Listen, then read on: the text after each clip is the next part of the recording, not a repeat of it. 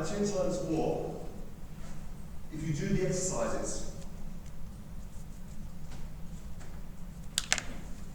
Other thing is, I'd appreciate if you turn your phone to silent or something like that. First thing, what is the shell? You can think of it like the kernel is the bit that I normally work on, and the shells are stuff around it that guards you, user people, from having to interact with the kernel, gives you a user interface. So it's like a wall. Alternatively, you could think of the shell as the place you live to do your work with the Unix system, or the Linux system. Or you can think of it like a radiation suit to keep you away from all that horrible gooey stuff. This is the typical picture that most people draw when they think about the shell. You've got a kernel in the middle, and then you've got some number of shells, and then from the shell you form children that do actual work. But the best way to think of the shell, as far as I'm concerned as a programmer, is as glue.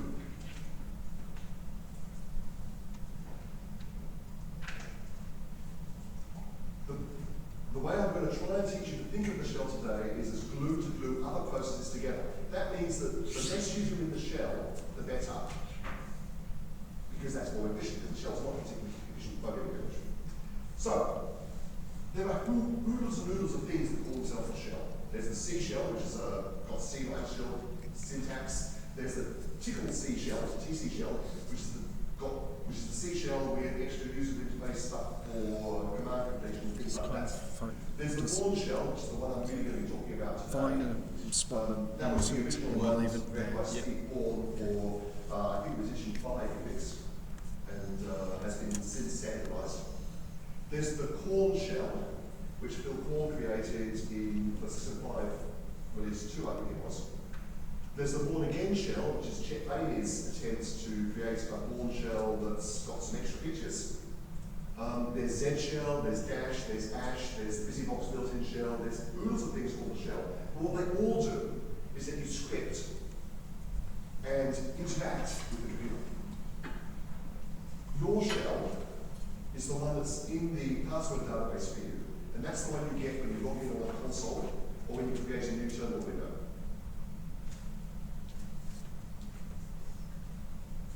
So the shell provides a user interface, but it's also a programming language, and it allows a toolkit approach. We're going to cover a subset of the POSIX 1.3.2 standard shell. That means that if you just use the stuff that I'm teaching you today, it'll work on Dash, Ash, Bash, K-shell, you name it, will work. And it'll even work on that little tiny shell subset that comes on your BusyBox inside your Android phone.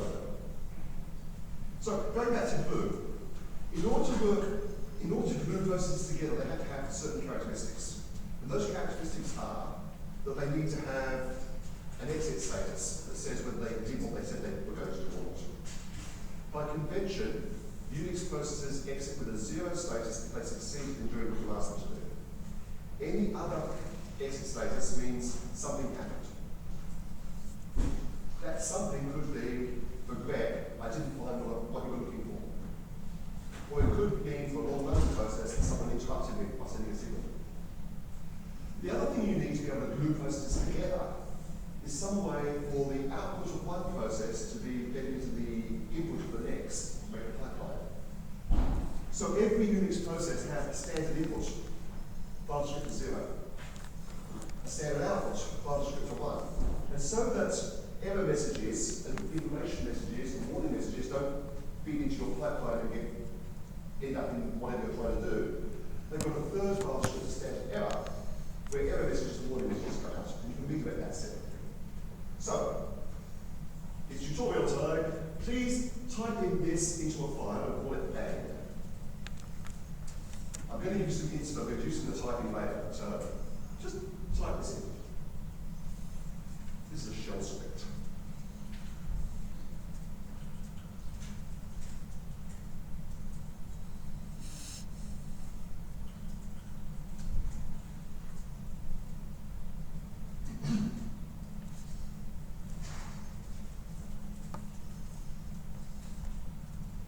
The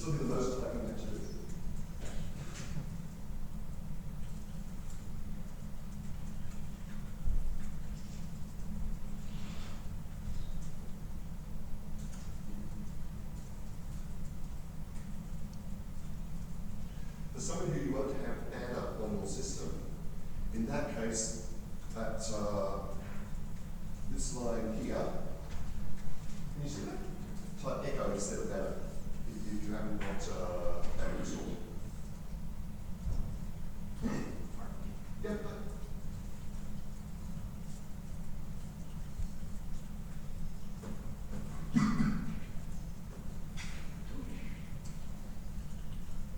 Have anybody got that now? The interesting thing about this is all the bits in red are actually external processes. And every time the shell reads one of those red bits, it needs to fork and exec a new process. I'll just go through what this does. The tput is terminal control, put something to the terminal. So in this case, tput takes clear, which clears the screen you've got. Cup, which is cursor positioning, to line 5, column 0. ED, evades at the end of display. Banner prints whatever it's got really big. This one here is the most interesting line. Expa does stuff. In this case, it takes the value of x, subtracts 1, and that comes on standard output. And so, what the dollar parenthesis does is it executes whatever's in there as a command, and then takes the standard output of that command and interpolates it into the shell's input. So the effect is to update x with the value of x minus 1. Sleep just sleeps for 1 second. So all up, you should get something that does something like, if this works.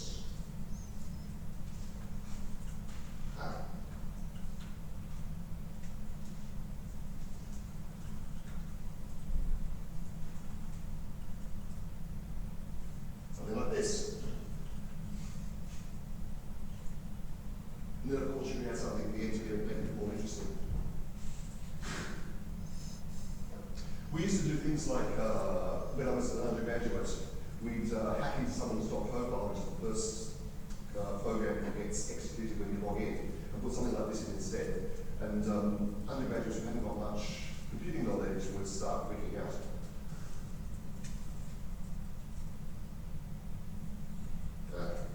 Got the right one. Okay. So, in order to save you typing, I put all the rest of the examples in a tarball at that URL. So please grab it if you haven't done already. I put that on the wiki beforehand if you can grab it beforehand, but I don't know how to get the wiki.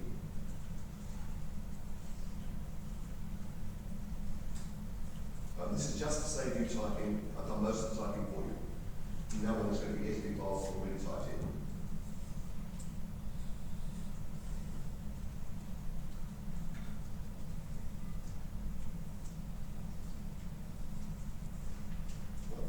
I'll just write that one up on the wall so I can go on to the next thing.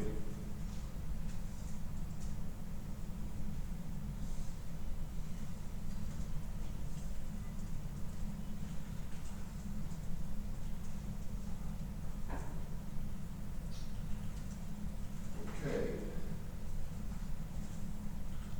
Now, because the shell is just glued with lots of other commands, you need to be able to know what other commands there are there. Almost every Unix system has got an online manual. So if you type man test, you can see what else you can test for. Test is a really, really useful command. It can test for equality of variable strings, like we were doing before, numeric equality.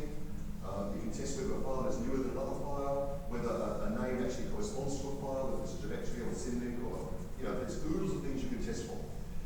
The other thing to know about test is it's got some aliases. So we had while test $x greater than 1. You can respell that as while square bracket $x dash greater than 1, and then put another square bracket in the end, which is ignored. And that's exactly the same. It's, if you look in user bin or /bin, where they are on your system, you'll find that the square bracket is a file name that's the same as that. so that there will be links to the same program. So, there's tests, see what else you can test for. There's, if you say man-k, then some keyword, it look for all the commands that have that keyword in their summary. So if you want to find out about editors, you can say man-k edit and see all the things that can edit stuff.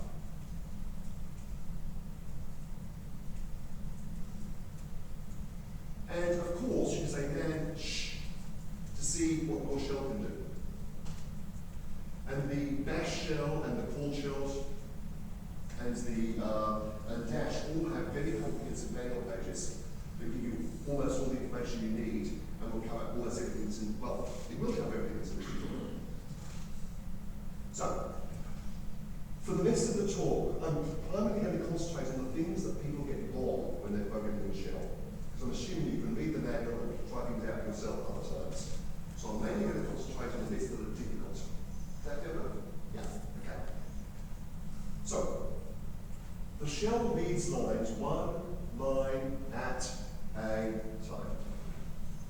The first thing it does when it reads a line is it tokenizes it, which means it looks for things that it recognizes as tokens into the input language. It then looks for dollar signs that I quoted and expands the parameters of the variables according to that. It then looks for wildcards, blobs, that's star and question mark. It then does command substitution, which is that dollar parenthesis stuff that we saw last in the example. It then rescans the things and splits each token into words according to the internal field separator. We'll come back to that. It's complicated. It then splits the whole thing into jobs and then executes those jobs. I'll give you an example. Let's take you type this, ls-l.home/a,b, star. The first thing we need to do is tokenize it. So we'll divide it into tokens like that. The vertical bars separate the tokens. By default, that's done all by space. Next thing it's going to do is the braces there. It's going to expand those. The brace is an alternative construct. You can either say enumerate all the possibilities individually, or if you've got a range, you can put dot in there. I should warn you, not every shell does this, and the ones that do, it sometimes doesn't work in a program. You're only working interactively. Anyway, that's the next thing it will do. It will expand that. So that string becomes this. So we replace the ABC and expand it as the token that it contained in the CATA. Next thing to do is to look for variables, in this case $home. Home is a variable that is scanned in the shell and refers to your home directory. So, in this case, I'm assuming that I'm grep. It'll expand that. And now it looks for blob expressions, the stars, and that will match against any file name in that directory that matches. If there's no file name that matches, it'll just keep the star there. So in this case, there was a file called aardvark, a file called antelope, and a file called columnus in home grep. But there was no files beginning with B. So B star remains that.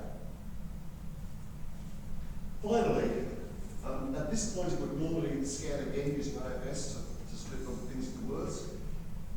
There's nothing much to split here, so it'll call, it'll form, and it'll eventually call execl, which is the system call, with /bin/ls, which is found in path.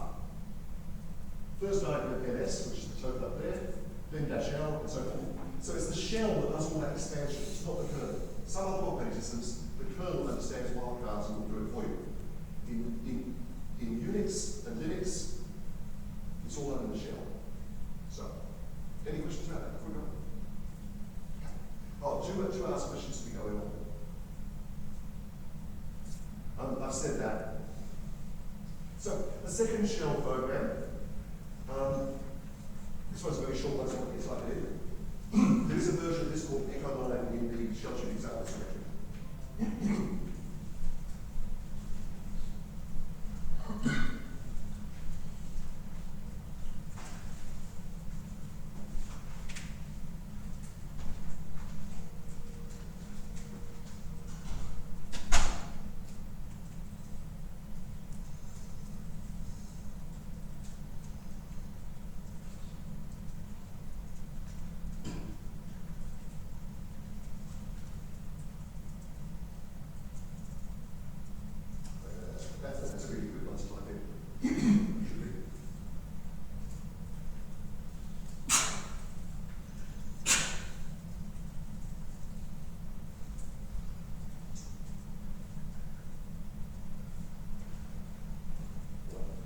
So this introduced one new construct, the for loop.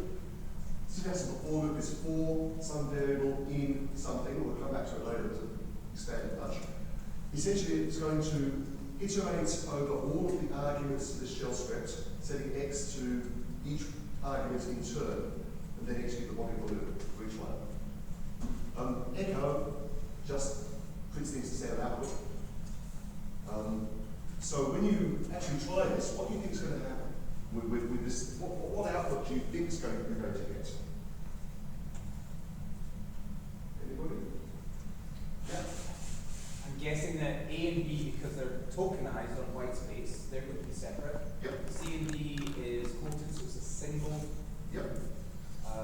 E and F are also quoted, so a single, yep. and then the space between the G and H is a state, so it's going to be a single token as That's well. right. So give it a go and see what happens. Just type that line. So, Yep. I'm not quite sure. So arguments, as I understand it, are put into a $0 variable. Is it in a shell script? Is the first variable declared just implicitly? $0 is the name of the program that's being executed. $1, I beg your pardon. So $1 is that one, Yep. $2 is that one, and we'll be coming to that later. So how is X? If you just say for X, it will set X in turn to each one, implicitly, Right. Thank you. and then go through the loop.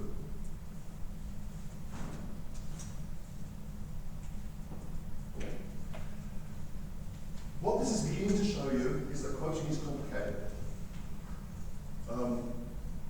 The double quotes and single quotes have subtly different semantics, which we'll come into in about 10 slides.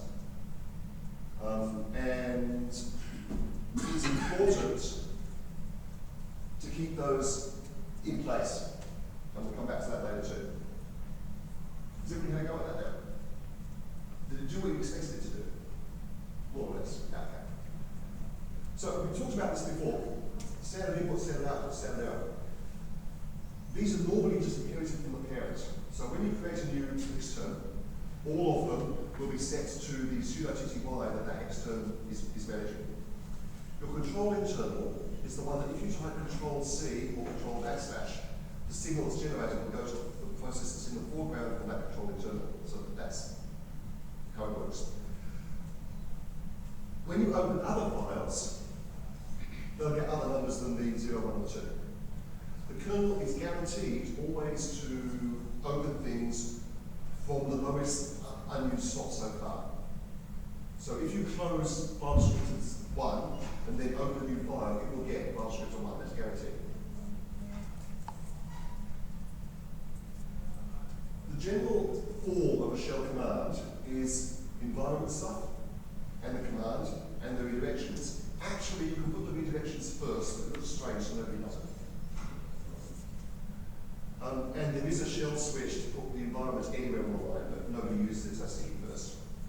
The environment just sets variables that are inherited by the command, that the command can set. Redirections look like this with angle, I don't know what you call it, greater than signs or less than signs and ampersands and numbers. What that's doing is opening a new file descriptor 3 and assigning it to bytes to foo. And then it's duplicating 2 onto 3 as well. So what that does is it opens foo, o-create, o-trunk, which means that it's going to create a file if it doesn't exist, and if it does exist, it's going to truncate it to CID. It then calls duck2 to make that file descriptor number 3 and closes the original. So now we have file descriptor 3 referring to foo. And the final bit, the 2 onto M3, just duplicates file descriptor 2, so 3 onto file descriptor 2, so that both of them point at the same place. That implicitly closes whatever 2 was pointed to beforehand. So the general form is n onto file, says make file descriptor n writes to that file. So that creates file, truncates it, and attaches file descriptor n to it. If you leave n off, it's file descriptor 1. N onto n duplicates file descriptors n into n. big N and little n, should use some numbers. And just in case you want to close something, you can close it like that. If you want, instead of truncating to append to the end of a file, use the herringbone instead, two of the angle brackets. And if you want input instead of output, make the arrow go the other way. Use a less than instead of a greater than. One very common idiom, if you actually want your error messages to go through the pipe, is you do this kind of thing. You say command 2 onto red 1 pipes through command 2. We haven't come to pipes yet, but I'm assuming you already know what they mean. The point of this is that that command is, and the pipe is created before all this stuff happens. So file descriptor 1, for this part of the job, is already created when these things are read. So 2 onto red 1 will put the standard error through there.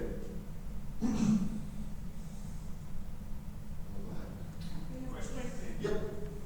Question? Is there another way? Can you write, because like 0, 1 and 2 are a sort of a 100 member thing. Is there any sort of more idiomatic way of writing those, or is that all you've got? That is the best way. Okay. Just remembering it. Yeah. 0, 1 and 2 is very easy to remember. Yeah. Yeah. There is some systems provide defs to the in, defs to the out, and defs to there. Okay. But not everything provides it. The 0, 1 and 2 are standard. They're even C guarantees that that's going to work. So it's in the C programming manual, it's in the shell programming manual, it's just standard everywhere. So, yeah. Okay. So this means you've got some quick and dirty ways of doing things. Cat concatenates files, but if you don't give it any files to concatenate, it'll just read from standard input. So cat onto some file, and then just start typing text. We'll put all that text into that file. And if you're a good typist and don't make any mistakes, that's quicker than firing up an editor half the time. Control D is the ASCII character for end of transmission. In Unix and Unix-like systems like Linux, a 0 character read means end of file. So if you put an end of transmission at the very beginning of the line, that says this is the end of the file. And cat sees that and says, oh, I'm done. And everything runs out. So what would happen if you just typed onto /true without any command? What do you think would happen?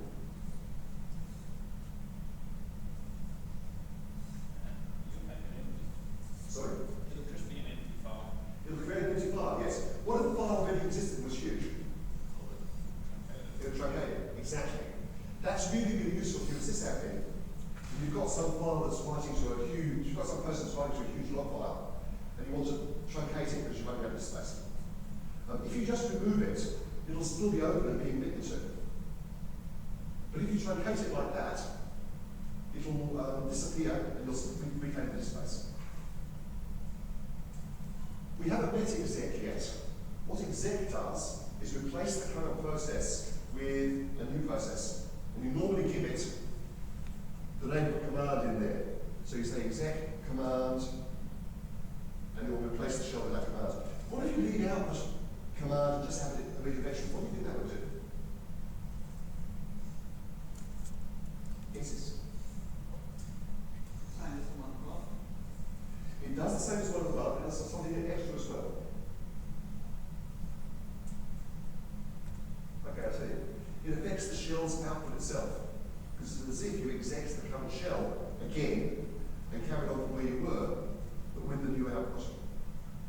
Now that's really useful. I haven't shown you this yet, but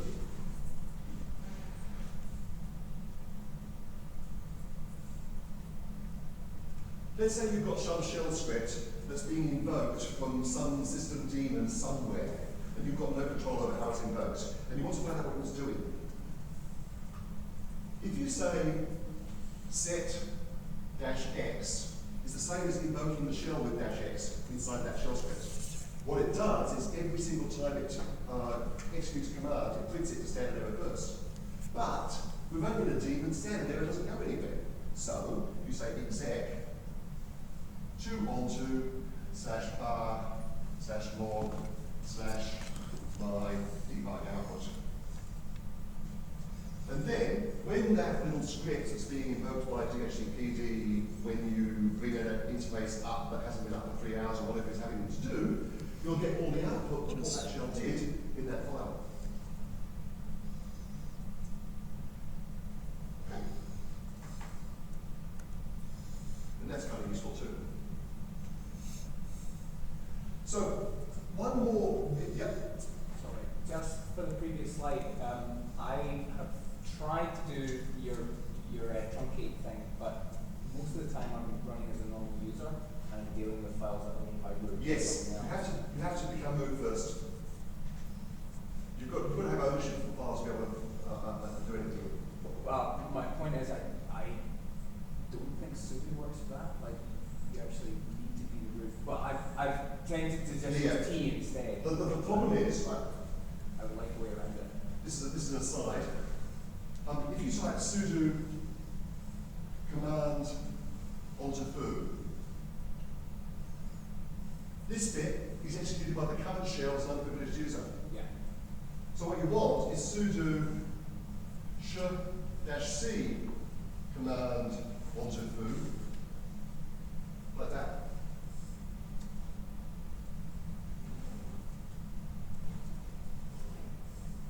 And then it will do it inside the shell that's running as the privileged user. Okay. Xargs is a really, really useful program for dealing with arguments and standard in and pipe streams and so forth. What I want you to do is just try this to start with. Type xargs, sh, and then that /e that you created before. And then type some lines of input and then end up with Control D at the start of the line. Just try it and see what happens.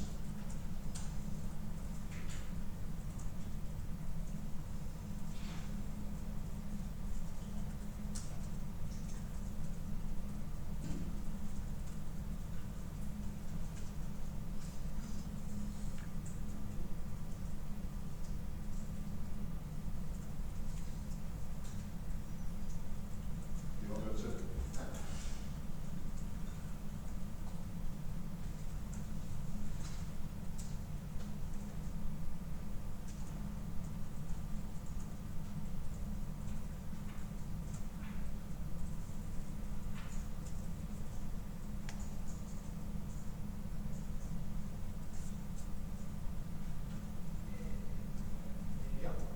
Remember, your E program takes each of its arguments and puts it on a separate line. So what you'll have seen is the stuff that goes into the standard in of xargs is split into arguments to the E program. If we go back, you can specify what the delimiter is that xargs uses to split things up into arguments. With D --n, it says use the new line as the separator. So if you did that again with the new line, let's go back and do it.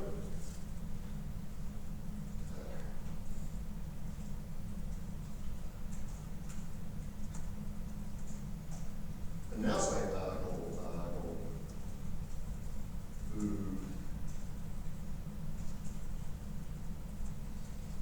you'll see that it comes out now line to line. It seems Mac doesn't have -d. Okay, well, I'm sorry about Mac. I've been mostly going off with the new manuals, not the BSD manuals. Yeah. You don't need to worry about that because the only delimiter that anybody really ever uses is -0, which says we're using null separated tokens, and Mac will have that one. That does, yeah. Yeah. So xargs converts stuff on its standard input into command line arguments. It's got one other useful factor. You don't have to. Sorry, let me back a little. By default, it will put as many commands arguments as it can before calling exec. You can restrict that to a few. So, for example, if you've got a command that only takes one argument, you can say -n1, and it will split it into one argument at a time and re-exec every single time. But most Unix commands will take lots of arguments, so it's not a problem. I I talked about a bit before about the shell splitting command line into jobs. Jobs are separated by new lines or semicolons or ampersands. If you separate by new lines or semicolons, it just means do this and then do that. If you separate it by an ampersand, it says do this but don't wait for it. So it puts it into the background. So I'll give you an example. I've got two long learning processes. I start long learning process ampersand, another long learning process ampersand, and it'll start them both in parallel. You can then later on type wait, and it will wait for the process to finish. Wait without any arguments will wait for all processes to finish. Wait with a process ID argument will just wait for that process. You can only wait for processes that are children of your shell. Yes? Yeah, I was going to ask, so those two processes then become children of the shell? Yes. Or they're completely separate? They're both children of the shell. Otherwise you couldn't wait for them later. Yeah, it's good. So we talked before each process got an exit value. Exit values are only useful if you can test them. The simple way to test them is to use ampersand, ampersand, or, which have got exactly the same spec as they have in C. Except that 0 means success and true, not non-zero. So 0 means success. You can separate things with process, ampersand, ampersand, some other process. Let's give you an example. I want you to try these out. True is a shell script or program that exits 0. False is a program or shell script that exits non-zero. It used to be that true was an empty file that was not executable. But now it should be an empty file with bang #binter should. It is. But I think the news got in the way of creating a great big binary block instead. But all it's got to do is exit 0. Remember, $? Contains the exit value of the last status, of the last successfully executed command. So, true or false. True exits 0, which means that false isn't going to get executed. So the exit status of that whole thing is going to be what? It's going to be 0. Did you try? What about true and false?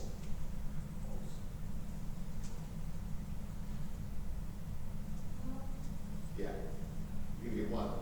Because you execute true, which gives you a 0 exit status. Ampersand says execute that if the previous one was a success. False gives you a non-zero exit status, so you end up with 1. What about if you piped false into true?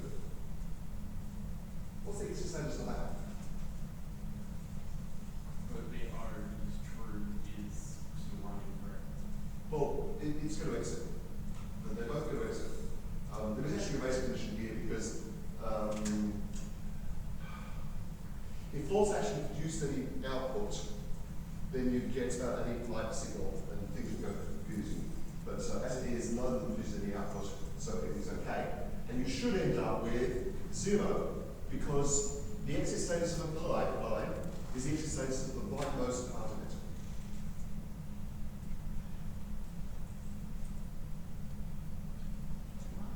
Okay. So here's an example. Essential password is the database that the users on a system, unless you're using LDAP or this or something. So I want to find out I'm in the password file. So I was like, grep B2C essential password. I'm going to throw away the output grep because I don't care about it. So I'm going to redirect the output into dev null and the standard error onto the same place. So both of them dev null. And if that's not found, I'm going to echo onto the standard error that phrase. So there's an example. Any questions before we move on to variables? Okay. One other thing that's not in the slides is that if you're using an interactive job control shell, like bash or call shell, you can see your background processes by typing jobs. Just try it. Type sleep, 500, ampersand, sleep, 50, ampersand, and then type jobs. And see what you get.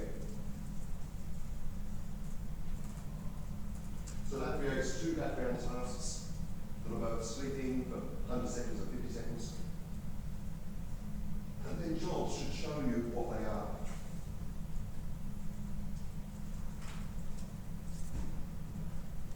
So if I do it,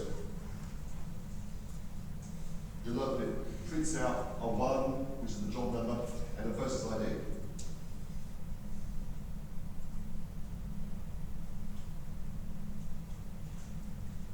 It'll tell you they're both running. Well, the status. You can bring one of those into the foreground. So if I want job 1, I just type set 1. And now it's in the foreground again.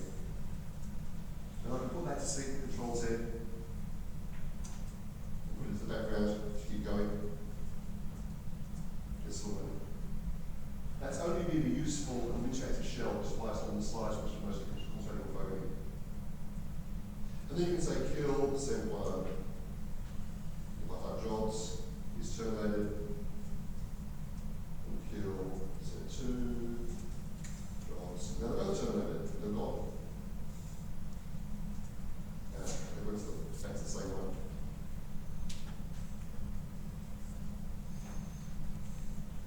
Wish you wouldn't do that. Okay. That's enough jobs for now. What I want to do is talk about path and path variables. I've said before, when the shell tries to exec something, it's a search path. A path is an environment variable with components that are directory names separated by columns. So in this case, path is bin and user bin. That's the default when you first boot the system. Typically, your distribution will override that with a more complicated path to give you access to all the GUI stuff and use local games and useful things like that. There are other path-like variables. There's CD path. When you type CD to change directory, the CD path variable is searched to try and find the names that you just typed in. So if you say CD foo, it'll search in first $, then $home to find that directory name. That's useful if you're working on a couple of projects and you want to be able to change directory quickly from the test car list to the distribution that you're working on.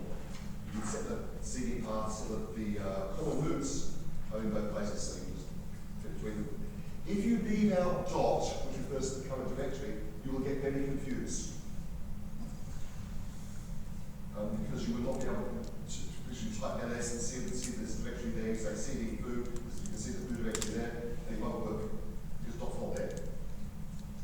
Another interesting one is mail path. A long time ago, when I first started Unix, using back in 1979, 1980, email was delivered to a file on your machine. Fast mail, legacy. And you wanted to know when mail arrived. So Project Shell has this mail path variable, and you can set that to a list of files that when they change, you'll get informed of the next time the shell is up hot. By default, it looks something like this. But mail isn't delivered to your home directory or to Fastball Mail anymore unless you're working on a mail server. You use iMail or something like that. So what I use this for is if I've got some long-running compilation in the background, I'll start it off, and the last thing it does is write to a file saying I'm done. And I can set the mail path to be the name of that done file. So when my big long-running compilation has been running 4 hours in the background finishes, I'll see a silly message that says you have mail. And I'll know, oh, I haven't got mail. My compilation's finished. Hooray, I can start testing. So mail path, quite useful. I think that WH is already there, so you don't have to type this in, it's a bit simpler. I'll just check. Yeah. You should have WH, yes. So let's go back to it. This is to illustrate IFS. So we've got the usual boilerplate, the hashtag /beta show us tells the kernel which to interpret the use of this file. And then we set IFS to colon. We iterate over all the arguments, and we say for dear in $path. $path is that colon separated thing. But remember, the shell splits into words based on IFS in that 8th step in the parsing process. So that will say, right, tear in each component of the path and iterate through the next bit. What we're doing is we're going to see if there's an executable file called $dir /$arg and echo it out. So if you go and try that out, you can say ./ms, it'll tell you pin/s. And if you say should-x that, you'll see all the things that it did. So first it sets IFS equals to colon. For arg, without any arguments, is the same as for arg in $at, which we'll come to later. And then it tries them all out. So I've got, my path's got home BTC bin, user lib ccache, opt bin, user local s bin, /bin, and it finds it and exits. So you can see how IFS lets you do some rudimentary parsing inside the shell. Any questions about it? You have to be careful with IFS because particularly when you're writing shell scripts that could be executed from the web or something like that, you want to make sure that that IFS is safe. Because if somebody manages to inject a value of IFS into your environment, it will override the one you've got, and it might start splitting up input in ways you didn't expect. And that can lead to attacks where someone can create, they can put a semicolon in somewhere, split a line where you don't want it. The next thing there becomes a command, and it might not be a command you want to run as the user that the web script is running on. Okay, I showed you set a little bit. Set on its own displays all the variables there are and their expansions. Just try typing set in your shell. You will find there are hundreds of variables already set. If you're on a Debian system, it'll stick all the functions for expanding tab completion as well in there. So there's a huge number of things that are set. But if you give it an argument, it's exactly as if you gave those arguments on the command line of the shell. The most useful three are -x, which we've seen already, displays the commands as you're executing them. -b, which displays the commands as they're read. There's a difference. As you execute, you'll go through loops and unfold them. As you read it, it's just in the tokenization step. So you can easily find syntax errors used in that way. And -e exits immediately if any command that you haven't tested exits non-zero. That's useful. All the Debian depackage, pre-instant posting scripts set that so that if something goes wrong, you get a bomb out rather than going on to do something you don't expect to. Because you know where money goes to food.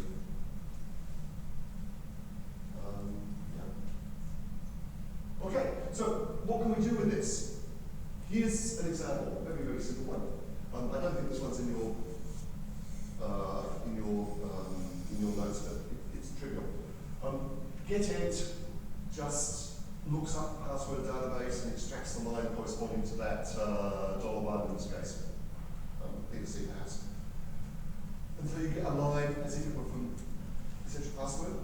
Backticks is exactly the same as the dollar parenthesis. We set IFS to colon to split things on the colon again. Set $x. Well, x contains that great big line. That's going to now split it, and the arguments become the arguments to the shell, so you can pick them out for $1 and $7. We'll come into that in a minute too. Yeah. Oh, I said that. Backticks is the same as dollar thing. In general, you want to use that rather than that, but that's newer than that, and my hands seem to be hard-coded to use that all the time. So I keep on using that one instead. The main problem is with that is that if you've got nested ones, the quotation gets really big. Whereas these nest really nicely. So variable expansion. We've seen examples of variables. There's more that you can egg in this tutorial. If you've got a variable name, you expand its value by $. So you put $, at the beginning, you expand its variable. If you want to tack the contents of a variable with something else, tack them together, you probably likely to use braces to tack them, to limit the ends of the variable name. There are a few special variables. If you use VanShip, you'll see all of them. But the ones that are most common are $hash gives you the number of arguments in the shell. When you type set and then a whole heap of arguments, that will be updated. $0, which was your question, is the name of the script you're running. It varies from system to system whether that's just the base name or the full path name of the script. Most of the modern ones will give you the full path name. $man gives you the process ID of the last asynchronous job. That's the last one that you executed with an ampersand at the end of it. And $question mark, which you've already seen, gives you the exit status of the last job. If you look at the man page, it's a whole heap more. So let's have some examples. These ones are all there for you. If I set foo equals home thread, and then it's like echo $foo, I'll just get home thread. I can then use it to change directory to xc, $foo, and there. And if I type pwd, so it's print the working directory, I've got it there. I can set it to the name of a program and execute it. Because all we're doing is string manipulation until the very last phase when we call exec. So after all that string manipulation, whatever's the first thing that looks like a command, that's what's going to get executed. However, if I just type foo equals bar, that puts it in my shell's output. So I type foo equals bar, and then type set through vet foo, I'll see foo equals bar. Okay, so it's put it in my program. But if I invoke another program, let's type n through vet foo, what's that going to give you? Nothing, exactly. So, if I want to mark it as exported to my children, you type export name of file name of variable. And at that point, if you do that, you'll get the thing in the environment. So if you want to have variables that are visible in children, you need to export them. That applies also to subshells, and we'll be coming to that in a little while too. There's a few really interesting parameter special forms. Colon says if that parameter has not been set yet, it's got no value, we'll use the value of word instead. If the equal says, okay, we can set it up as a default value, we'll put the word into parameter if it's not set already. If you leave out the colon, you are now null values, so you can explicitly set a variable to nothing by saying, you can say foo equals, and that will set it to a null value, a zero-length string. In the first case, if you've got a zero-length string in there, and you've got the colon there, then it will act just as if the variable was set in the first place. If you leave the colon out, then that will say, yes, I really wanted a variable named nothing. This is quite useful. Particularly that second one is useful for setting defaults. I've got a script that invokes compilations, and I want to use particular compiler versions. And most of the time at the moment, I'm still stuck on GCC 4.7. So I've got this in my script. Colon is a no-op. And what that says is, if I haven't already got the value of CC in the environment, set it to GCC 4.7, and then that's what's going to be used by the make later on. If I wanted to compile just a test with GCC 5.0, see that it fixed the bug that's stopping it from working, I can type CC equals GCC-5.0, and then execute the script. And because CC is already set, it won't be set there.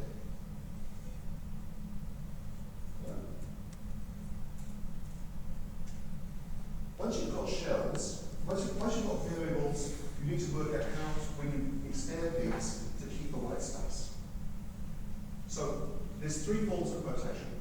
backslash quotes the next character and removes any special meaning by the pattern.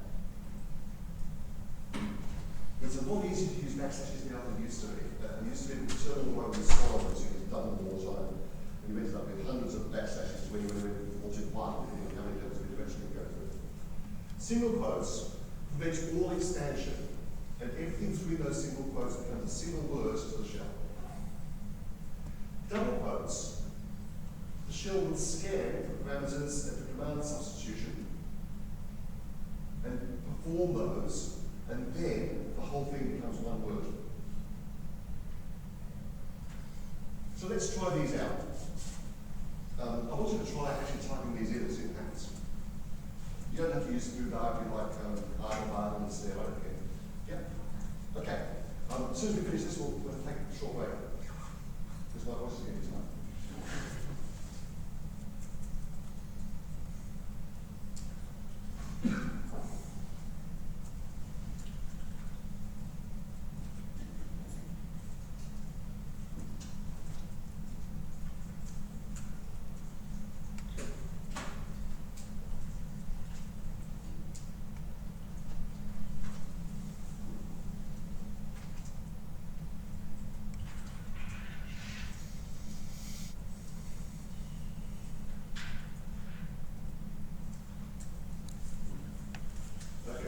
First one right now. What you expect is, because that's a single word, you'll have the space at the beginning there. The next one, the backslash removes the special meaning from the dollar, so you don't expect any expansion at all. And the third one, dollar range is expanded before echo sees it, so the space disappears. What do you expect to happen for this one? Anybody? Yeah? Because the single quotes doesn't do any parameter expansion, you just get a literal dollar. That's right, let's get a little dollar H. What about this one, X dollar H? Yeah. Will there be the space or not? Yeah, it should be. No, there won't be any spaces. At least there might be. Yeah, I've got space. I was You get space. You will actually, because Echo will see that as X, foo, bar. Dollar HX. Yeah, HX is a new variable. But if you put it in braces, you get the X on the end of the bar. Okay. Take about an 8-minute break, and we'll resume on the hour. Yep. Sorry? Yeah, sure. Yeah,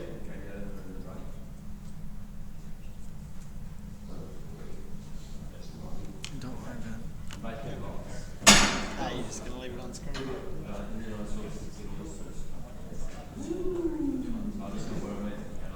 You put your spaces in there, that's the problem. H equals... What's that?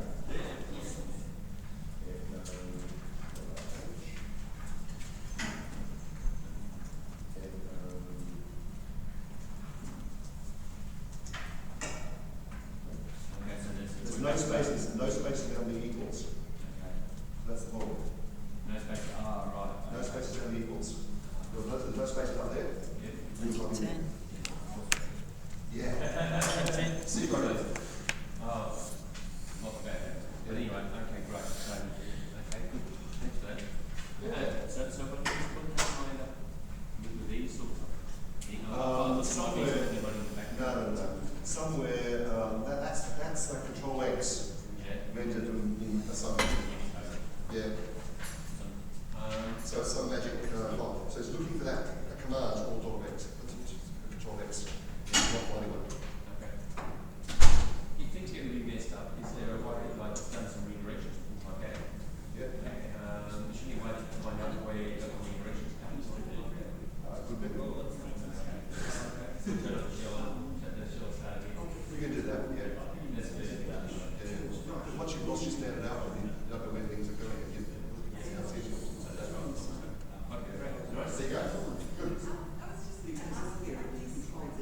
Yes, they are. Let's say wiki. I'm sure you got it.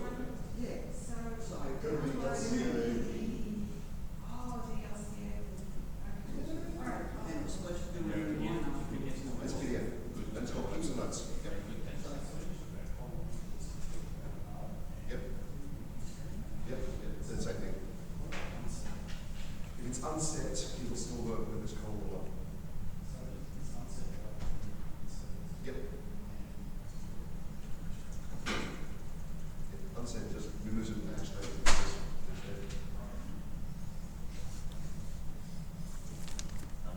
Why does the last one not put space between bar and X? Because there's no space there. It's sometimes so big.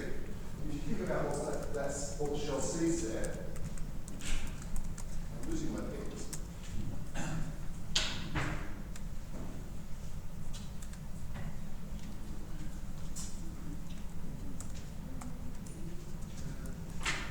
So, for echo, $H, X, Yeah. the shell first splits that into tokens, and then it looks at the parameters and says echo, space, base, foo, bar, X, right? And then it splits that into words, so you get a word there and a word there, Yeah. and bar X is one word. Yeah. Yeah. Right. Yes. Okay, people come back from home to the middle word. I think it's the way we want this.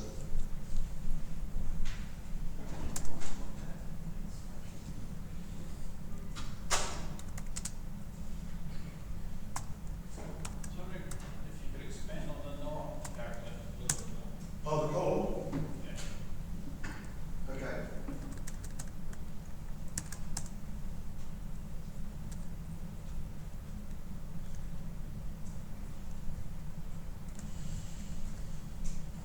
It just does nothing and exits 0.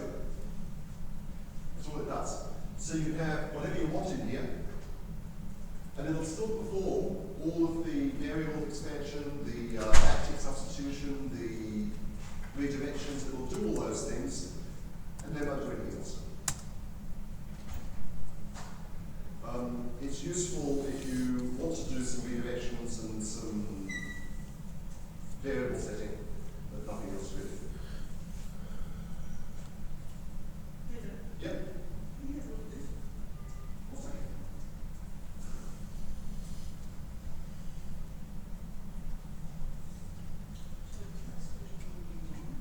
Yes.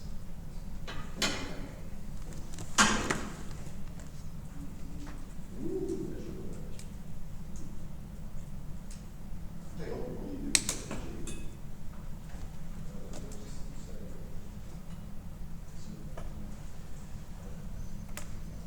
Doesn't it? That says that's the delimiter on the input. What do you mean? It means that it separates the things that are coming in on the sides. And this is passing the markers on the shelf. So if I don't press the enter after Yeah. the light light. Yeah, that's right, yeah. Right. Okay. So all of that becomes one argument processing. Oh, Yeah, it's done. Go type some stuff. Yeah, it returns some more stuff. Then you can drop it. right. You get it. Okay. Because if you don't get enter, Yeah, there's no new lines. So it's looking at the new lines to work out where to split the words into it's like arguments. putting new lines. That's right, yeah, that's what it's saying to do. But it's most useful with dash 0 when it comes to that. Okay, I think everyone's back. Are we having fun here? Grouping. If you put things into parentheses, it starts with subshell. So if you make a variable change inside a subshell, it's not going to be visible to the parent. You can change the working directory, and that's not going to be visible to the parent. But you can redirect the whole output as a group. So here's an example. I can change directory to the root directory, echo star, call ls, pipe the whole thing through less, and my current shell environment is not going to be affected. So that change of directory doesn't happen in the current shell. But the output of all of that is piped in through less.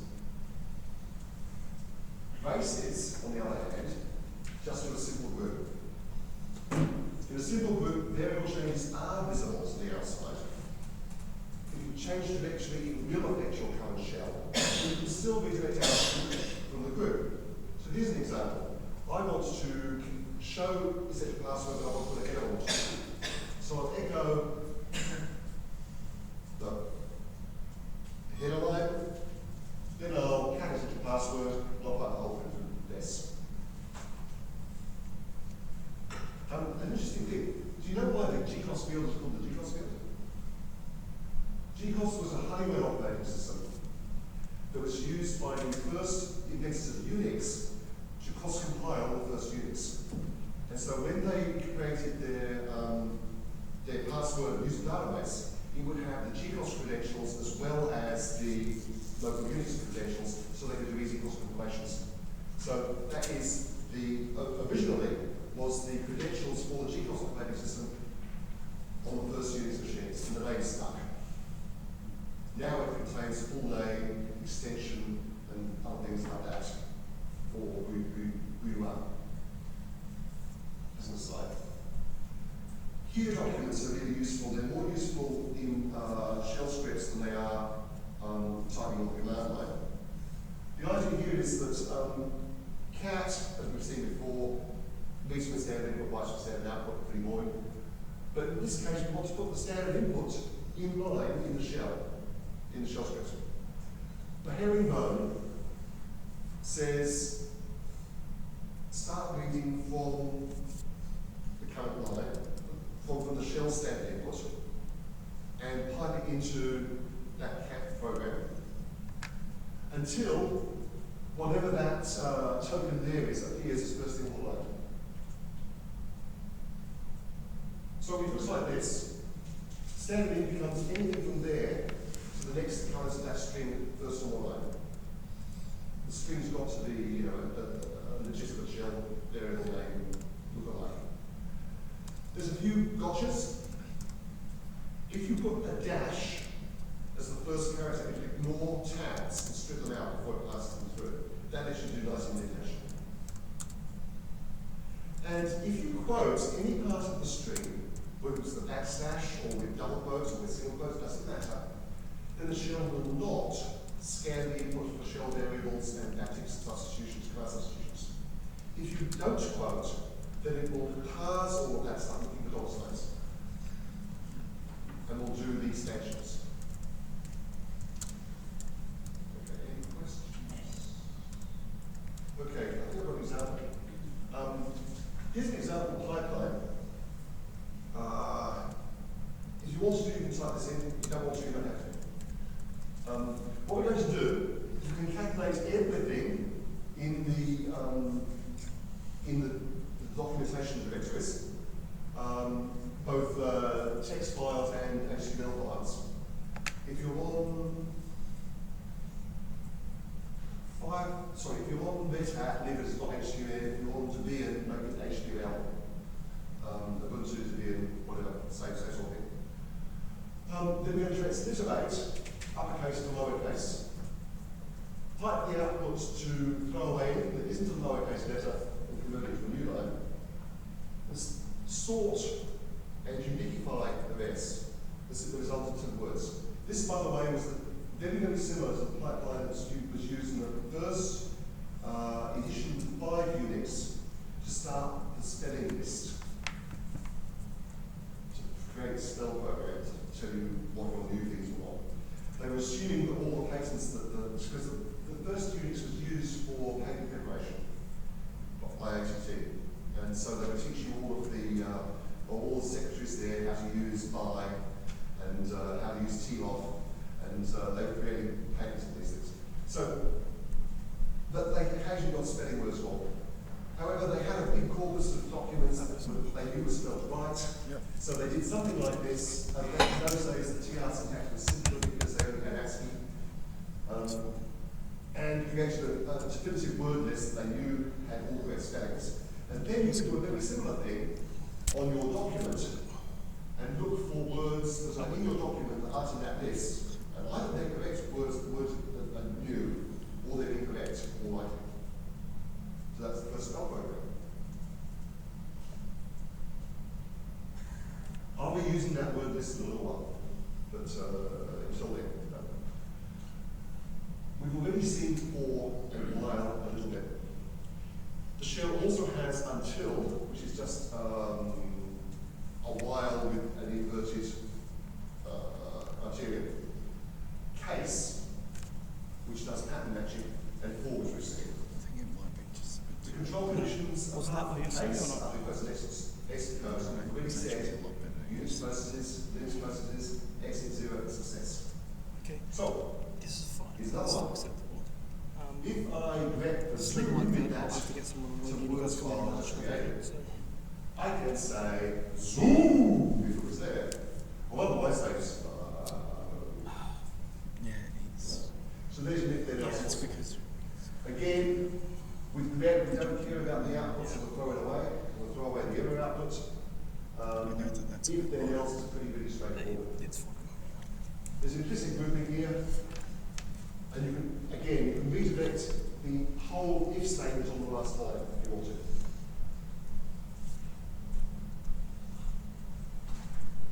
We've talked about for already. It iterates over its outputs.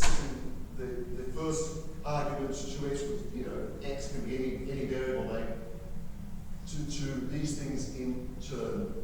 If there's no in clause, for iterates over $at. $at, in quotes like that, is all of the arguments to the shell quoted properly, so you preserve white space. There's also $, which doesn't do the quoting properly, and is useless, so don't even use it. Only mention it so that you won't use it. Okay, case looks more like this. You say case some pattern in, and then a whole bunch of other patterns. And they just use the normal glob expansion, star and question mark you've got. You can also put more than one pattern in there separated by a vertical bar to do alternation, alternates. Everything between the pattern, which is terminated with parenthesis, and a double semicolon is that case. Because star matches anything, that becomes your default case. If you don't put a default case in there and nothing matches, it'll just fall through and nothing will happen. This little snippet also illustrates two other things. Getops parses your arguments for you and looks for option arguments. It's a shell built in, so it does magic. It takes exactly the same pattern template string, in this case n colon, as the getops C program does. And you can type man getops as a separate thing to see how to use it. So what this one will do is it will zip through all of the arguments to the shell and set C in turn, each time through the loop, to the next option argument that it matches from the template there. In this case, we're looking for n, and n has an optional argument. The optional argument is dumped in an environment variable called optarg. So here what we're doing is if we match n, we're going to set number to optarg. If we don't match anything, we're going to call a usage function which will bail out. You can actually get at failed options as well, but that's the outer scope for me. Look up the name. The shell getops function will set opt-in to the current number of the shell's argument. So if you've got -n as the third one, it'll set it to 4. It's the last time through the loop. And so shift will throw things away. Well, it comes back in a little while too, when we start talking about shell arguments. I've already mentioned $star and $at. The first 9 arguments you can get as $1 through $9 as well. If you want to get more, you've either got to iterate over $at, or you can use shift. But in the meantime, watch your quoting. Shift throws arguments away. So here's a variant on the echo9 program that you note right at the beginning. In this case, we're going to use while. Test without any things that say what we're testing for. Just test the string to find out whether it's 0 length or not. If it's non-zero length, it exits 0. If it's 0 length, or unset the next non-zero. So in this case, we're going to go through while test $1. We'll echo it, the little call shift. Without any arguments, it'll just shift one place to the next. So $2 becomes $1, $2. This will perform worse than the for loop, the equivalent for loop. So let me now go through a more extensive shell script example that brings all of this stuff together and a few other things as well. And we'll just work through this one. This one's in your directory, it's called ISUP, if you want to go through at the same time. So I manage dozens of machines all across the world, and I sometimes want to know whether they're still responding to shell, to SSH. I could just go and type SSH server in America somewhere to see what happens. But I'd rather script it and have things work properly. So, ISUP, we're going to introduce the shell function now. If you've got a variable name, like ISUP, and then parentheses like that, that says this is the beginning of the definition of a function. The function body is a simple group, which means that if you change variables in there or change working directory, it'll be reflected in the current shell. In this case, we're going to SH $1. $1 here is not the argument of the shell script as a whole, it's the argument of this function. And we're just going to do a sleep one. So we're going to connect to some remote machine called sleep one. If everything's working together and you've got SSH key agent running, that shouldn't take more than a few seconds. So, connect to the remote machine, do its handshaking, exec sleep take 1 second, and then die and exit one.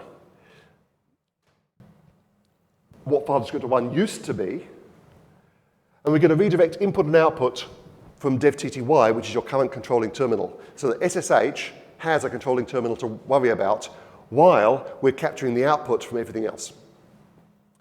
And we're going to save the process ID of that thing in a PIDs array. Any questions about that? I said this was getting complicated. And finally, we'll set retit equals 0. Unfortunately, you can't wait in the shell for everything at once and then be told what succeeded and what failed. You have to wait for each thing in turn. So we're going to zip through each of those process IDs. We're not quoting anything here because we actually want to split it on the white space. And we're going to wait for $PID. And if that fails because the process ID because ISUP returned a non-zero exit status, we preserve it in ret equals 0. And then finally, we exit $vet so the whole thing worked. OK, let's try it.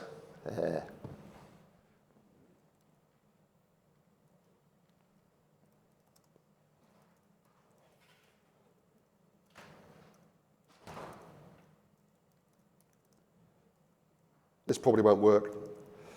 Let me think, another one.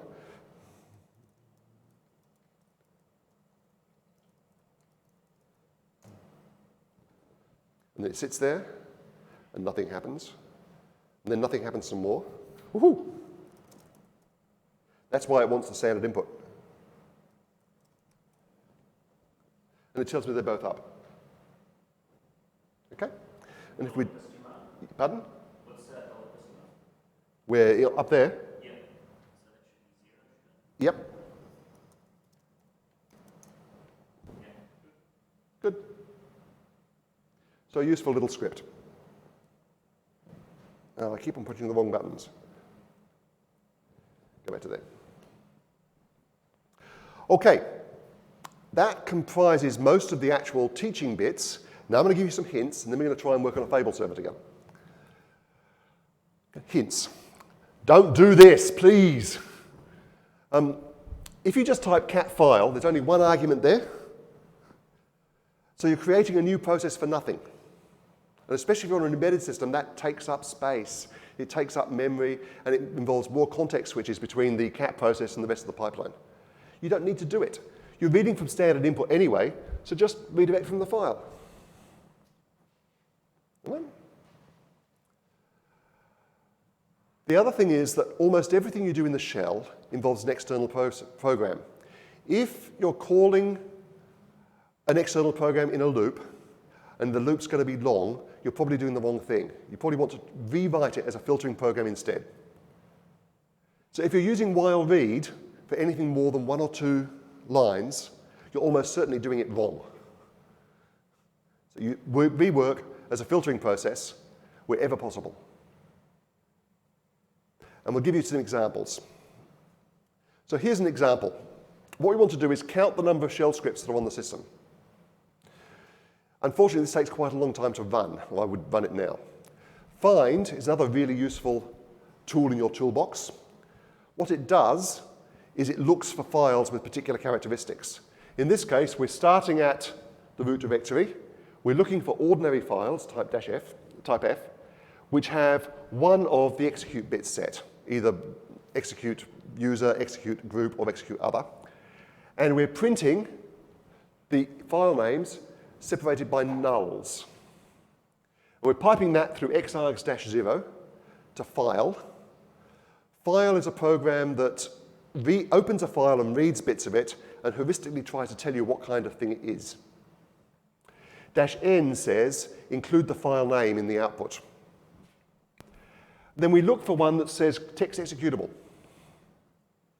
So if I type file on a shell script, it will say text executable somewhere in the output. And then we'll pipe the whole thing into word count -l, which says count the number of lines. If you want to, what we can do is, if I just say find / type F, is it perm, plus 0111 print. I'm just doing it in dot rather than in slash because it's shorter. We'll see all those ones. All right, so that's what you see. If I say print 0, you get something like that because the shell doesn't actually print nulls for you. Through xargs-0 .e, say, and you can see there are all the arguments you get from the find. If you pipe that instead to file -n, you'll see you'll get that output. And if you then type that through grep,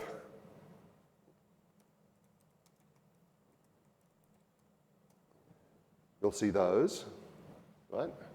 And if you type that through wc-l, you'll see that there's 7 shell scripts in that directory. If I started off at the root directory, there are hundreds of them, and it takes quite a long time to traverse the entire file system of my 1 terabyte SSD in here. So I'm not going to do it.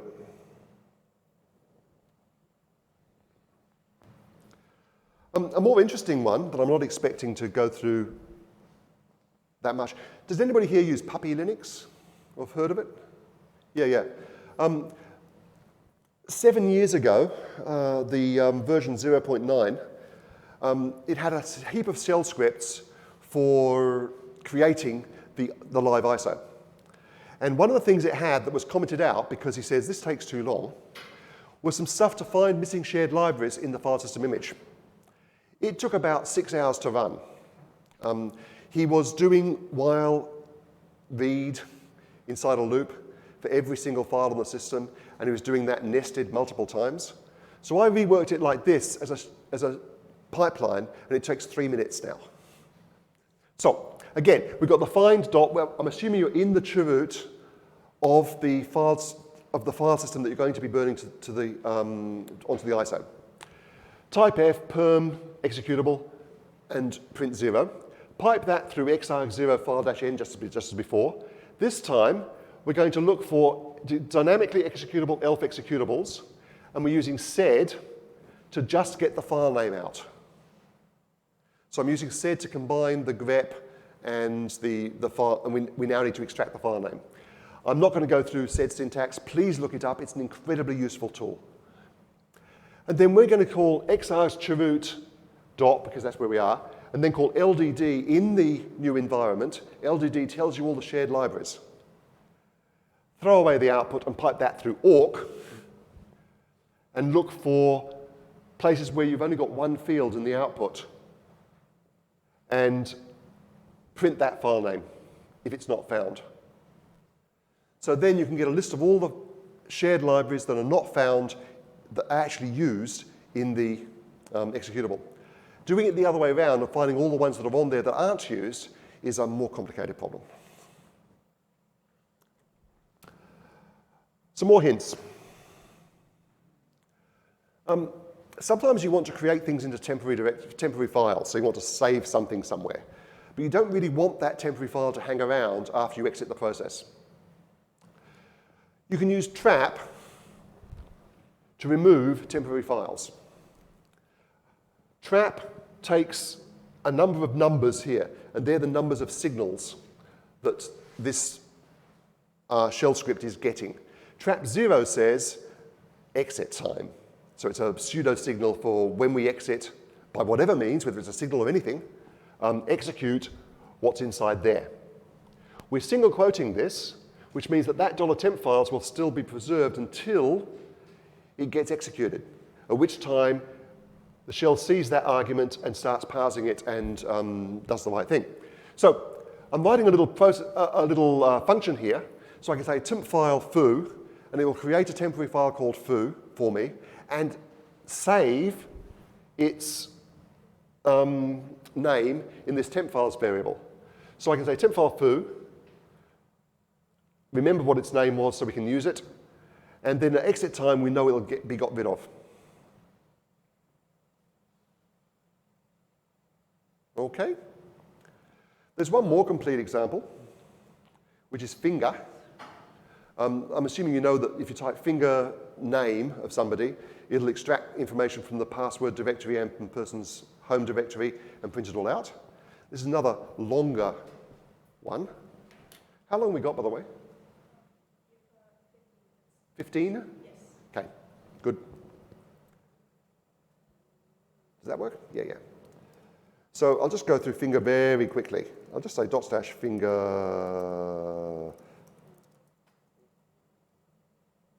I can't type.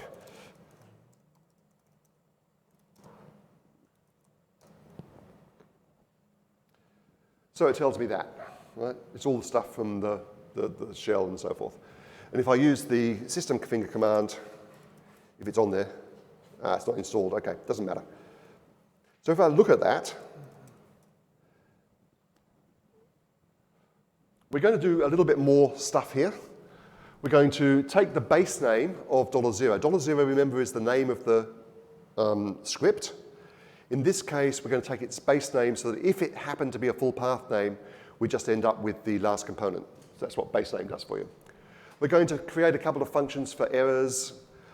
Error echoes whatever its arguments are onto $2 and then exits 1. Usage just calls error, usage prog name, then some person's name. And then most of the work goes in this finger1 function. If I can just go down a little bit. Can I fit it all on one screen? I can, mostly. Because we're inside braces, any changes to these variables is going to be affect everything outside the function as well. So we're going to save the key, that's the first argument, and we're going to save the value of the internal field separator into OIFS. We're then going to call getEnt.key to find it, and if that didn't work, we'll error out. And then I said we shouldn't be using read in a loop. This is only going to have one or at the most two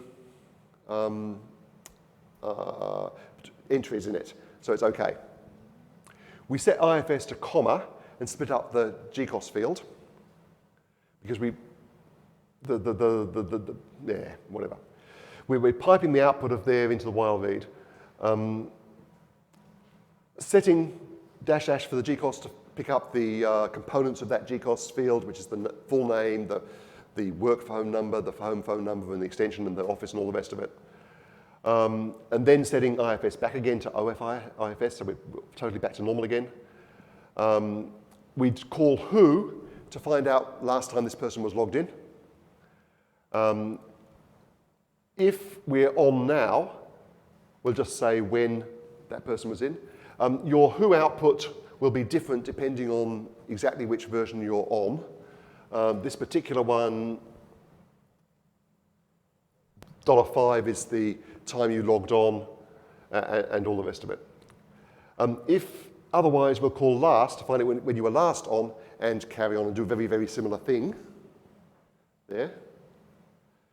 If you've got a plan and it's public, -F tests to see whether the file exists.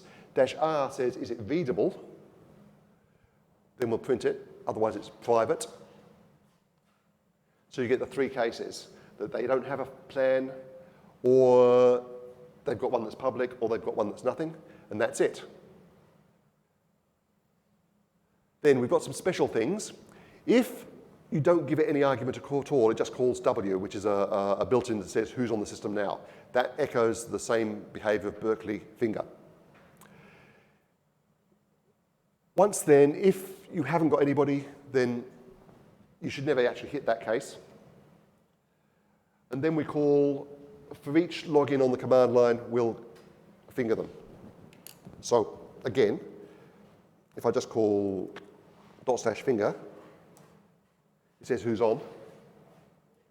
If I type Emily, Rose, Peter C, it tells you that you can't find Rose, but there is an Emily. Okay, so there was an example.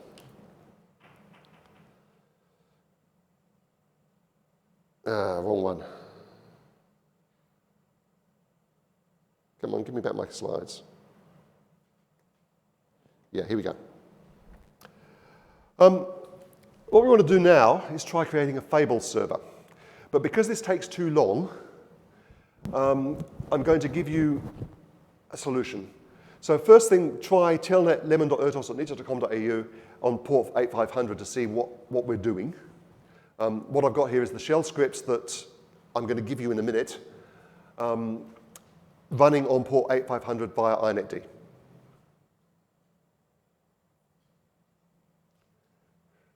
And you should find one of Aesop's fables spat out at you at random.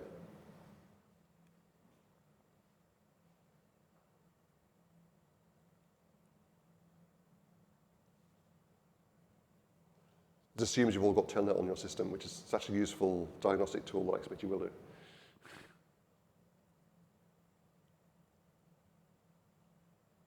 Okay, have you all seen a fable? Yep. Thank Project Gutenberg for the fables. Now, what we want to be able to do is work out some way to extract one fable. If you look up in your shell-tuned examples directory, there should be a file there somewhere called aesop11.txt, and you can see what shape, what format it is.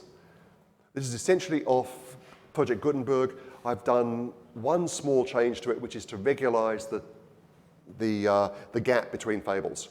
When it came, sometimes they were separated by one blank line and sometimes they were separated by two blank lines. If you want to deal with the file programmatically, they've all got to be the same. So I've made them all two blank lines between fables.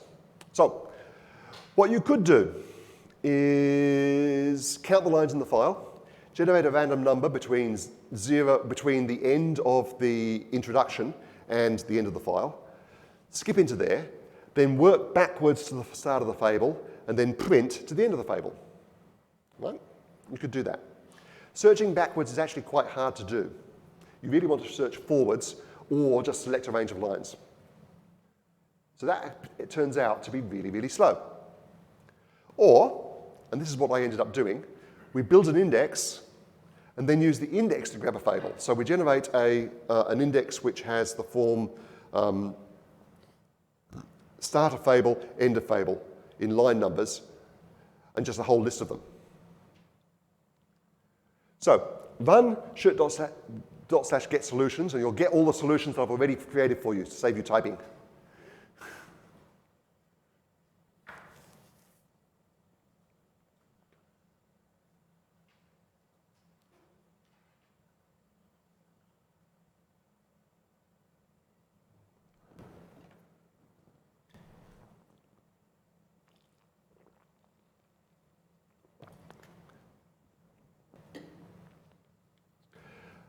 Inside the fables directory, you should now have two indexing functions, findex and findex1. One's written purely in shell, and it's quite complicated. The other one uses awk to speed things up massively. Awk's yet another useful tool for your toolbox.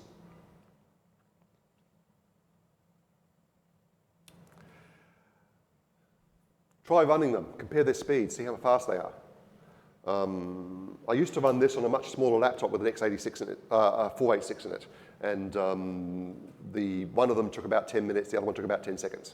On the faster machines, you'll see less difference. So if we go back to that,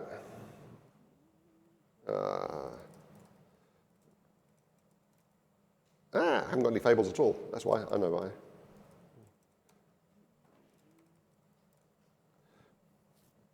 If I look up aesop.txt, which is all of the fables, you can see it's got the Project Gutenberg stuff at the beginning, lots of it. And eventually, after all this stuff, you start seeing some fables. You'll see they're quite regular. You've got a title, a blank line, the fables with no blank lines, and then 2 blank lines. So what we want to do is start at the beginning, search for something that tells us the end of the introduction. So we can either look for end the small print or Aesop's Fables translated by. Take your pick. And then we can start building an index.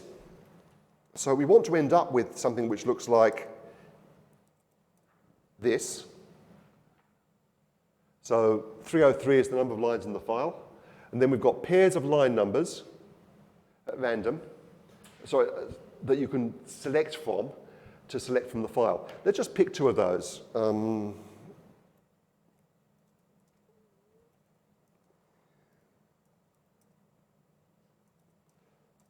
So let's just pick that one. What we want to do is just print those lines out of the Aesop file. And you can use sed to do that. So sed-n 675,699p aesop.txt. And there it is. Okay? So sed can pick out a range of lines from the file and print them. And it can also pick out the line from the index. So if you look up fable, we start here. We've got the normal boy stuff that you want to do. Set the prog name, find out where we are. Dir name tells you the name, extracts the directory component of path name, in this case $0. We want to have an include file that says where the index files are and things like that. So we'll do that. Got your usual error usage message. If we don't have no arguments, then error out. So we'll read the number of fables, that's the first line in the file. Create a random number. $random generates a random number between 1 and 32,767, which is 2 to the 16 divided by 2 minus 1. So we'll multiply the number of fables by the random number, divide by 32,767, add 2 because the first line is the number of lines in the file, and the second line is probably all that stuff at the beginning, guff. And then we just select that fable from the fable file using sed, so it just picks out that one line, and then we'll print out that range of lines. So there's your fable server, and that is fast. But building the index is slow. So here's the one that does the pure shell version, I think. So I've documented it with the shape of the fables file. So you've got a title, a blank line, the fable that may have blank lines in it because you've got paragraphs in there. And then you've got 2 blank lines at the end. And because the fable file comes from the Project Gutenberg, it's probably got either macOS endings or MS-DOS endings. So there might be some control R's, backslash R's and backslash N's in there. Yeah, control M's. So we'll do the same thing before. We'll create some variables that contain the names of the temporary files and throw them away on exit. That's what that trap does. So we'll look for the life of Aesop, which was that heading line. And what this does is, for everything between 1 and life of Aesop, we'll throw away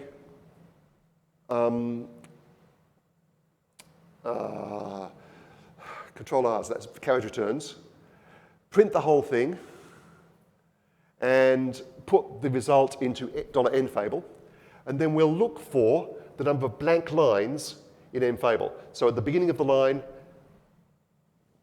0 or more spaces in there. And then that gives you the number of lines in the file. So now we've got in dollar lines, we've got the number of lines in the file. Sorry, we've got the number of each line that's blank in the file. That's what I want to say, the number of each line that's blank in the file. And so now, what we're going to do is we're going to go through each of those and look for consecutive line numbers that are the same in that line number list. So we'll read n, and if the next one is the same as the n, and we're after the beginning, and we've had more than 3 lines since the last double line, because I'm assuming that anything which has only got that's got 2 lines, that's only 1 line long between the two sets, is a heading or something. So we'll throw that away. Then we'll save the start and the end. We're using the onto to append to the end. And then just carry on going.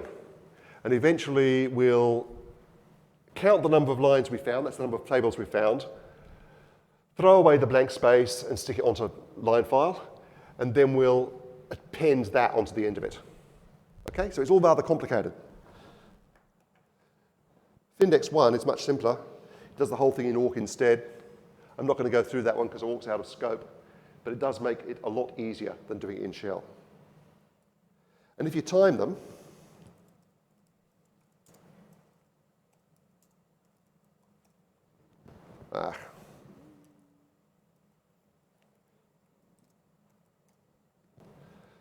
the shell one takes a little while. The awk one takes almost no time, but they both do exactly the same thing. So sometimes the shell is not the right solution. Use Python or awk or something instead. But for simple things, you can do it quite well. Now, we've got about 5 minutes left. I'm happy to take any questions, or you can have a go at modifying fable, this one. So take an argument, so you can do it for a particular fable instead of a random one. I suggest you just give it a fable number. Exercise for the reader later on is create an index that's got the name of the fable in there, or a keyword or something, so you can select all the ones that have lions in them, for example. But that's for outside the scope of this thing because we haven't got time. So, do we have any questions? Nope. Well, yep. Right at the very beginning, you had test and single square brackets. Yep. I've read in a bunch of places that you should be using double square brackets rather than single square brackets. How does that? Double square brackets is a bashism, Yeah. so it's not going to work in most shells. Okay. Are most shells not bash? Most shells aren't bash. Okay. The reason for using it in bash is that it's a built-in, and you don't have to exec another process to do stuff. On most shells, that's not the case. Okay. Any other questions? Well, give it a go and see what happens. See if your head explodes. Mine did when I was writing this, so share it. Oh, I do have one more shell thing I've just remembered. There's a whole heap of useful tools for the shell that should be in your toolbox. Man, essential. You can find everything you want to use. Echo, put arguments onto standard output. We saw that. There's also printf, which is newer and is only in more recent shells. More recent being since 2010, so most of them got by now. And I don't know. The Debian team is trying to deprecate echo in favor of printf, but I still use echo for everything. Xargs we've seen, converts standard into arguments. Tests attributes of files or strings, also square brackets, same thing. Sed, your stream editor, it's your workhorse for dealing with everything for string transformation. Expr does arithmetic, or you can do string manipulation and matching as well. And basename and dname extract parts of file names. You can also do that with sed. In fact, basename is usually a shell script that just calls sed internally, that packages it up for you. So there's some really useful ones. They're your really basic ones that everybody should be familiar with. Okay, that's it. I'm done.